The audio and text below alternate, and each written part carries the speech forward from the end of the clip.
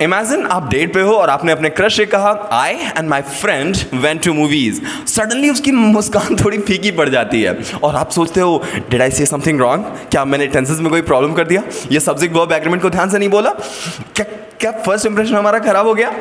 तो ये सिचुएशन आपके लिए बहुत बहुत कॉमन हो सकता है। सच में आपने गलती किया है, यहाँ होना चाहिए था my friend and I went to movies. अब लेकिन इसका इम्पैक्ट तो बहुत बड़ा हो सकता है, गलती तो बहुत छोटी है। तो क्यों ना हम आज उस कॉमन इंग्लिश मिस्टेक को एक्सप्लोर करें जिसे अवॉइड करके आप अपनी इंग्लिश को और इंप्रेसिव बना सकते हैं। तो चलिए स्टार्ट करते हैं। ये छोटी छोटी मिस्टेक्स हैं जो हम अक्सर नोटिस नहीं करते, लेकिन हमारे कम्युनिकेशन पे के पॉलिश को डल कर सकती है। तो चलिए सीखते हैं इन मिस्टेक से कैसे बचा जाए और अपने इंग्लिश को एक नए लेवल पे लिया जाए। तो पहले बात करते हैं कुछ कॉमन ग्रामर मिस्टेक्स की जो ऑलमोस्ट हर कोई करता है। जैसे ही डोंट लाइक पिज्जा, सेंटेंस सही नहीं है बल्कि होना चाहिए ही डजंट लाइक पिज्जा। इसका एक और एग्जांपल है आई हैव एट ब्रेकफास्ट। यहाँ कई लोग इसे ब्रेकफास्ट बोलते हैं लेकिन ये ब्रेकफास्ट होगा।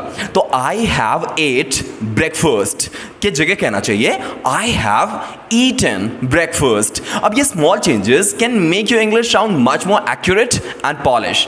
अब हम जानते हैं कि वर्ड्स के बारे में हम अक्सर गलत प्रोनाउंस करते हैं, जैसे वेडनेसडे, इसे हम वेडनेसडे नहीं बल्कि वेंसडे बोलते हैं, वेंसडे वेंसडे वेंसडे वेंसडे। और ऑफ्टन को ऑफ्टन नहीं ऑफन बोलते हैं, ऑफन ऑफन ऑफन, ऑर्फन जैसा। तो प्रॉपर प्रोनाउंसिएशन आपके इंग्लिश को इंस्टेंटली एलिवेट कर देती है। अब बात करते हैं कंफ्यूजिंग होमोफोन्स की।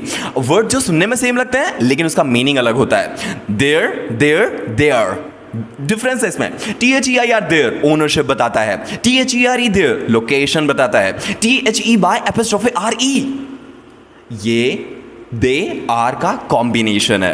अब आपको इसकी डिफिकल्टी समझना बहुत इंपॉर्टेंट है ताकि आप सही मीनिंग कन्वे कर पाओ। अब हम समझते हैं इन मिस्टेक्स को करेक्ट कैसे किया जाए। पहला तरीका है प्रैक्टिस मेक्स परफेक्ट। अब जब भी कोई नया कॉन्सेप्ट सीखे हो तो उसको डेली लाइफ में अप्लाई करो। दूसरा तरीका है use your grammar check tools. ये टूल्स आपकी मिस्टेक्स को इंस्टेंटली दिखा देते हैं।